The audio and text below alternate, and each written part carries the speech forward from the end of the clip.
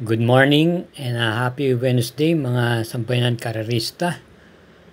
Nasa area lang po tayo, Kelos TV, para muling ihatid sa inyo ang akin mga giya ngayong Miyerkules, March 12, 2025. At tulad na dati, mayroong 7 pangarera na bibitawan at magsisimula po ng alas 5 ng hapon. Mga hanggang 9 na kalok po ang mga takbo sa bawat mga pangarera, at yung iba meron mga 7 at meron din mga almost full gate, 13 yung race 1 po na mga bagito. At sa punto po ito, tayo magsisimula na rin po kaagad. Samahan nyo na rin po ako. Karera number 1, start time is 5 o'clock p.m. Isang 3-year-old and above maiden race. Winner take all, start, races 1 to 7, distance 1,400 meters, 13 entries. Ang ating pong pamprimera rito, base sa kanilang mga pinakita sa mga barrier run at novato, ay yung numero 7 Morally. Napapatnubayan po ni M.A. Alvarez. Ito po yung maganda po ang kanyang pinakita sa kanyang barrier run noong March 5, kung saan ito po yung nanalo ng hugando, many lengths po. At nagtala po ng tiyempong 1 minute and 12.2 sa naturang distansyang 1,200 meters. Kaya sa tingin ko, siya po ang dapat malyamado rito. At bilang panigunda naman po natin dito, yung kalahok numero 3, Be Kind, na papatnubayan po ni JT Pabilik. Kung itong inyong susuriin, ito po may prebang tumakbo po sa X-Stakes race noong February 23, kung saan ang namayani po ay si Natasha. Pero hindi po siya napalaban dahil na-scratch po siya. Gayunpaman, kung ating titignan yung tinakbo niya noong trial race noong February 8, kung saan ang nalo po doon ay si Transform, siya po ay dumating lamang po ng panlimang pwesto at si JMS Torque ang nagdala sa kanya.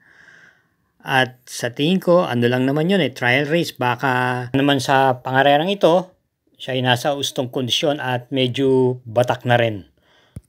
Bilang panersera po natin dito yung numero 11 Gemabel na rendan po ni JB Hernandez.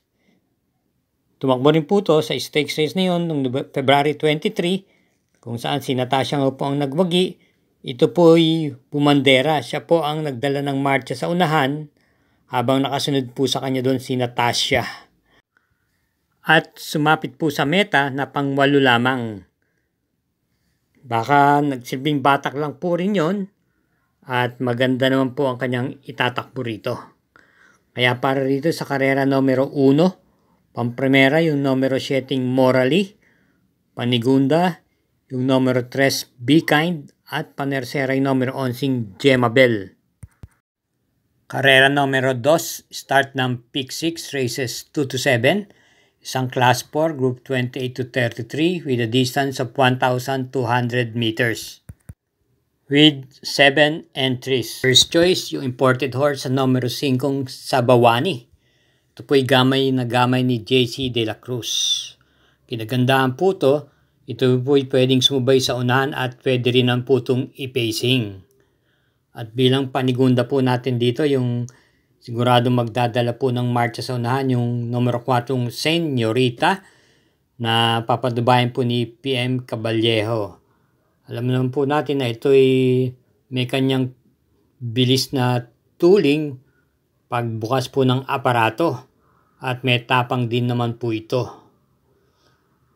At bilang panersera po natin, isama po natin yung kalahok numero 1 Tadeus. Isa rin pong imported horse at nagagamayan po ni JB Guerra.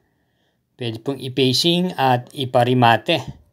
Tumakbo po ito last March 2, kung saan ang nakasagupan niyan po ay bigatin din naman yung kabayong Kuligan na napakaganda po at napakainam po ng pinapakita. Siya po ay tulad nga ang sinabi na tersera pwesto lamang po siya sa laban na yun.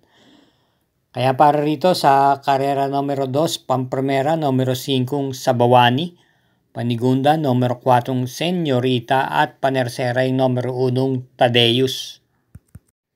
Karera numero 3, distance 1,200 meters, isang class 4, split group 16 to 21, at start ng peak 5, races 3 to 7, 8 entries. Pampremera po natin yung napupuntong numero 7, Polite Bell. Ito po ay pwedeng ipacing at iparimate at gamay na gamay po ni JB Hernandez. Alam na alam niya po ang kiliti nito. Ito po ay nakapagtala ng panalo nitong March 5 kung saan ito po ay nagparimate at tinali niya po si datingan si Heart of Steel at Galloping Ghost. Bilang panigunda po natin dito yung kalahok number 2, Bahandi. Merimate at pwede rin pong ipacing at ito ay muling sasakyan po ni JMS Torque. Kaya para rito po sa karera numero 3, dalawa lang po pili natin. Pampremera, numero 7, Polite Bell. Panigundo, yung numero 2, Bahandi. Karera numero 4, start po ng peak 4, races 4 to 7. Isa pong class 5, split group 11 to 15 with a distance of 1,400 meters with 9 entries. Ating pong first choice dito yung kalahok numero 2, My Diamond. Ito po ay muling papatnubayan ni CS Pare Jr. na nagiging regular rider niya po. Ito po ay may taglay na tuling. Katunayan, ito po ay tumakbo noong February 19 kung saan dumating po ito ng tersera pwesto matapos makipagsabayan sa unahan. Kung saan ang nanalo po doon ay si Batang After 7. Bilang panigundo po natin dito yung kalahok numero 9, Alindog. Papatnubayan po siya muli ni KB Abobo. May preba po itong maganda naman po ang kanyang itinatakbo. Itong pinakahuling takbo niya noong March 5. Siya po yung segundo llamado at dumating po siya ng kwarto pwesto kay Instant Message. Pwede pong una sa harapan at pwedeng i-pacing itong kabayang ito. At bilang panersera po rito, isama po natin dito yung nagbabalik pistang number 5, Jewel of the Nile, na si M.A. Alvarez po ang mamamatnubay. Nitong February 19, ito po'y nakinto pwesto kay Arrogante. At base sa kanyang tinakbo doon, dahil galing pa lang po sa bakasyon, mukhang nakikiramdam pa lang po dahil nanatili po itong nasa panlimang pwesto sa kahabaan po ng takbuhan hanggang sa pagsapit ng 1/4 at half mile at dumating lang nga po ng panlima sa meta. Kaya para rito sa karera numero 4, pampremera yung numero 2, My Diamond. Panigunda yung numero 9, Alindog, at panersera yung numero 5, Jewel of the Nile. Palalang po, para po sa ating mga giya, huwag po tayong makakalimot na mag-subscribe.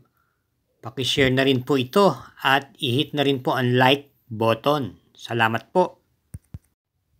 Karera numero 5, distance 1,400 meters, ang class 5, split group 11 to 15. At merong 9 entries.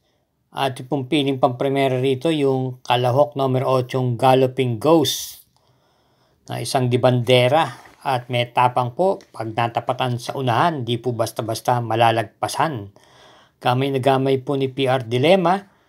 Itong mga nagdaan takbo niya, maganda po ang kanyang preba at ang pinakahuli ay nitong nakaraan March 5 kung saan ito po'y dumating po ng tersera pwesto matapos makipagbugbugan sa unahan sa kabayang nanalong Polite Bell at na segundong Heart of Steel.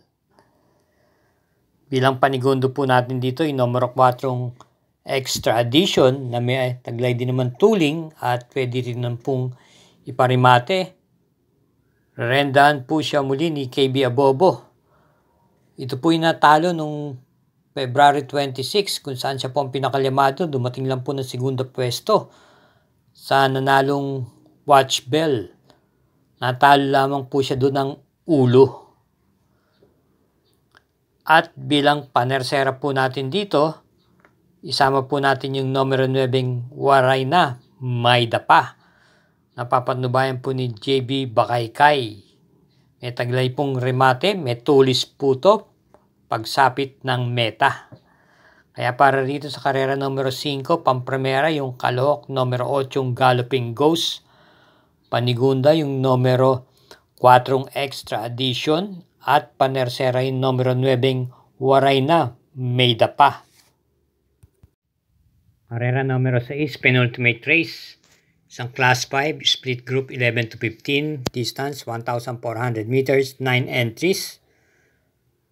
First choice, yung de banderang numero 3, Mr. Manilinyal, na may taglay pong bilis at may tapang din naman po to basta natatapatan sa unahan. Papatnubayan po siya ngayon ni C.A. Reyes. Tumakbo po ito noong last February 14 kung saan siya po ang nagdala ng marcha. Pero biguan lamang po siya dumating ng tersera pwesto sa kabayang nanalong Axis Deviation. Gayunpaman, maganda na po ang kanyang ipinakita ron. Konting buenas lang po o swerte, baka sakaling makatapos po ito rito kung walang manggugulo sa harapan. Panigunda naman po natin dito yung kalahok numero 4 Helgay ni J.D. Flores. Isang derimate, pero pwede rin mong i-pacing. At bilang panersera yung numero 5 Sundance na sa tingin ko baka siya po ang malyamado rito. Ito po yung nagbalik pisa ng mga nakaraan pero wala pa pong pinapakita. Pero bumenta na po sa takilya pero hindi pa ho nagpapakita ng buti. Ang pinakauling takbo niya ay nung March 2 kung saan siya po ay dumating ng pang-aning na pwesto lamang po lulan si JPA Guse sa kabayang nanalong Full Control. Tignan natin, baka sakali naman pong magpakita ng gilas ito rito.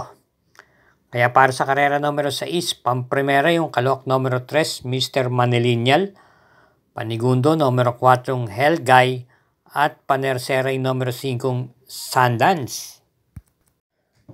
Karera numero 7, last daily double, parating po ito ng winner take all, Pick 6, Pick 5 at Pick 4, isang class 4, group 22 to 27, distance 1,400 meters, may Super 6 pong nakapulob dito, isang couple detis yung kalahok numero 2. Bilang pampremera po natin dito, yung kalahok numero 6, Gold Rush, na papatnubayan po ni J.D. Flores.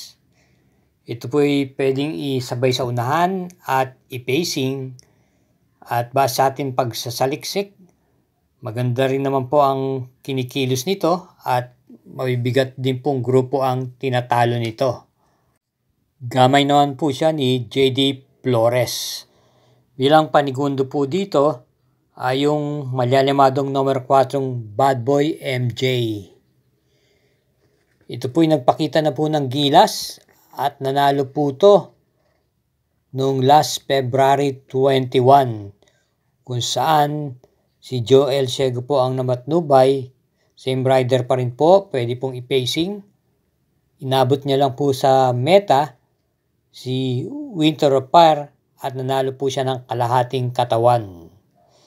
Bilang panersera po natin yung kalahok numero 10 na Doña Chichay na mukhang bumabalik na po ang dating buti matapos po manggaling sa isang panalo nitong last February. Ito po ay dumating po ng segundo pwesto kailan lang itong March 1 kung saan tulad din ng dati taglay ang tuling. Ito po ay na segunda pwesto lang po nang talunin siya po ni Hans City. LFDS po muli ang rerenda. Kaya para rito sa karera numero 7, pampremera yung kalahok numero 6 Gold Rush, panigundo yung numero 4 Bad Boy MJ, at panersera yung numero 10 Doña Chichay. Paalala lang po mga sambayanan karerista, Inyo pa rin mga kursunada ang siyang masusunod sa dakong huli. Ang akin po ay pawang mga gabay lamang. Kaya't hinay-hinay lang po sa ating paglilibang. Ingatan po natin sarili sa ating pag-uwi. Good luck and thank you for watching.